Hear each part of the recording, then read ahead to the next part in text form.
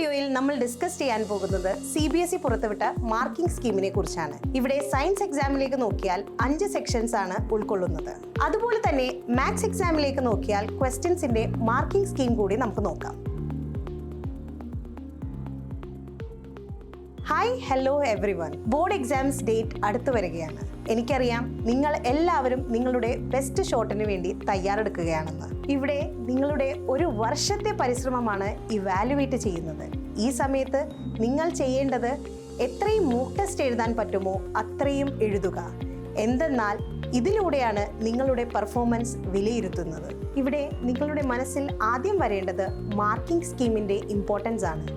ഇത് മനസ്സിലാക്കുന്നതിന് വേണ്ടി ഈ വീഡിയോയിൽ നമ്മൾ ഡിസ്കസ് ചെയ്യാൻ പോകുന്നത് ക്ലാസ് 10 സയൻസ് ആൻഡ് മാത്സിൽ CBSE ഇഷ്യൂ ചെയ്ത മാർക്കിംഗ് സ്കീമിനെ കുറിച്ചാണ്.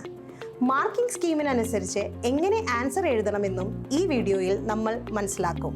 ഓക്കെ, എന്നാൽ ഒട്ടും വൈകാതെ നമുക്ക് തുടങ്ങാം. ഇവിടെ സയൻസ് എക്സാം ആണ് നോക്കുന്നത് എങ്കിൽ 5 സെക്ഷൻസ് ആണ് ഉള്ളത്. സയൻസിൽ നിങ്ങൾക്ക് കാണാം, സെക്ഷൻ എയിൽ ഓരോ മാർക്കിന്റെ MCQ അസേർഷൻ റീസൺ ടൈപ്പ് ക്വസ്റ്റ്യൻസും സെക്ഷൻ B ആൻഡ് Cയിൽ 2-3 മാർക്കിന്റെ ഷോർട്ട് ആൻസർ ടൈപ്പ് ക്വസ്റ്റ്യൻസും സെക്ഷൻ Dയിൽ 5 മാർക്കിന്റെ ലോങ് ആൻസർ ടൈപ്പ് ക്വസ്റ്റ്യൻസ് ഉൾക്കൊള്ളുന്നു. അവസാനം സെക്ഷൻ Dയിൽ 4 മാർക്കിന്റെ കേസ് ബേസ്ഡ് ക്വസ്റ്റ്യനും ഉൾക്കൊള്ളുന്നതാണ്. ഇനി എല്ലാ സെക്ഷനിലെയും ക്വസ്റ്റ്യൻസ് മനസ്സിലാക്കുന്നതിന് വേണ്ടി നമുക്ക് സാമ്പിൾ ക്വസ്റ്റ്യൻ പേപ്പറിലേക്ക് പോകാം. സ്ക്രീനിൽ നിങ്ങൾക്ക് കാണാം MCQ ബേസ്ഡ് ക്വസ്റ്റ്യൻസിന്റെ ഉത്തരങ്ങൾ ഓപ്ഷനോടൊപ്പം കംപ്ലീറ്റ് ആൻസറും കൂടി എഴുതേണ്ടതാണ്. ഷോർട്ട് ആൻസർ ടൈപ്പ് ക്വസ്റ്റ്യനിൽ ആൻസർ പോയിന്റ് രൂപത്തിൽ എഴുതുക. ഒരിക്കലും ലെങ്തി പാരഗ്രാഫായി എഴുതാതെ ഇരിക്കുക. 2 മാർക്കിന്റെ ചോദ്യങ്ങൾക്ക് ആൻസർ റേഞ്ച് 30 മുതൽ 50 വേർഡ്സ് വരെയാണ്.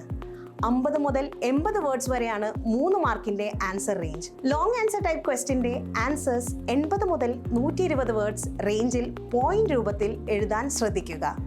ഇതിൽ പാർട്ട് ക്വസ്റ്റ്യൻസും ഉണ്ടാകും. ഒരിക്കൽ കൂടി ഓർക്കാം, മാർക്കിംഗ് സ്കീമിനനുസരിച്ച് ആൻസേഴ്സ് എഴുതുക. MCQയിൽ ഓപ്ഷൻ നമ്പറും കംപ്ലീറ്റ് ആൻസറും എഴുതാൻ മറക്കരുത്. ആൻസർ പോയിന്റ് ബൈ പോയിന്റ് ആയിട്ട് തന്നെ എഴുതണം. ആൻസറിൽ എവിടെയെല്ലാം യൂണിറ്റ്സ് ആവശ്യമുണ്ടോ അവിടെയെല്ലാം യൂണിറ്റുകൾ എഴുതണം. ഡയഗ്രാംസ് നീറ്റായിട്ട് വരയ്ക്കുക. ലേബലിംഗ് കറക്റ്റായി ചെയ്യുക. ഇനി നമുക്ക് അടുത്ത സബ്ജക്ട് മാത്സിലേക്ക് പോകാം. ആദ്യം പേപ്പർ പാറ്റേൺ ഒന്ന് നോക്കാം. മാത്സ് പേപ്പറിലും 5 സെക്ഷൻസ് ആണ് ഉള്ളത്. സെക്ഷൻ എയിൽ സയൻസ് എക്സാമിനെ പോലെ തന്നെ ഓരോ മാർക്കിന്റെ 18 MCQവും അസേർഷൻ റീസൺ ടൈപ്പ് ക്വസ്റ്റ്യൻസുമാണ് ഉള്ളത്. തുടരെ 2 മാർക്കിന്റെയും 3 മാർക്കിന്റെയും പിന്നെ 5 മാർക്കിന്റെയും ലോങ് ആൻസർ ടൈപ്പ് ക്വസ്റ്റ്യൻസ് ഉണ്ടാകുന്നതാണ്. ലാസ്റ്റ് സെക്ഷൻ ഇവിടെയും ഒരുപോലെയാണ്. ഓർക്കുക, ഇവിടെയും 4 മാർക്കിന്റെ സബ് പാർട്ടുള്ള കേസ് ബേസ്ഡ് ക്വസ്റ്റ്യൻസ് ആണ് ഉള്ളത്. ഇനി നമുക്ക് കുറച്ച് സാമ്പിൾ ക്വസ്റ്റ്യൻസ് കൂടി നോക്കാം. ഈ ക്വസ്റ്റ്യൻസിലൂടെ നമുക്ക് മാർക്കിംഗ് സ്കീമും മനസ്സിലാക്കാം. ഇവിടെയും MCQയിൽ ആൻസർ ഓപ്ഷനും കംപ്ലീറ്റ് ആൻസറും എഴുതി എന്ന് ഉറപ്പുവരുത്തുക. ഇത് 1 മാർക്ക് കംപ്ലീറ്റ് ആയി കിട്ടുന്നതിന് വേണ്ടിയാണ്. 2 മാർക്കിന്റെ ക്വസ്റ്റ്യന് ആൻസർ മാത്രം എഴുതിയത് കൊണ്ട് ഫുൾ മാർക്ക് കിട്ടില്ല. ഇവിടെയും സ്റ്റെപ്പ് കൂടി എഴുതേണ്ടതാണ്. 3 മാർക്കിന്റെ ക്വസ്റ്റ്യൻസിനും ഇതുപോലെ തന്നെയാണ്. അടുത്തത് വളരെ ഇമ്പോർട്ടൻ്റ് ആണ്. ലോങ് ആൻസർ ക്വസ്റ്റ്യൻ ഓരോ സ്റ്റെപ്പിനും മാർക്കുള്ളതാണ്. അതുകൊണ്ട് തന്നെ ഇക്വേഷൻസ് എഴുതാനും കാൽക്കുലേഷൻ കാണിക്കാനും മറക്കരുത്.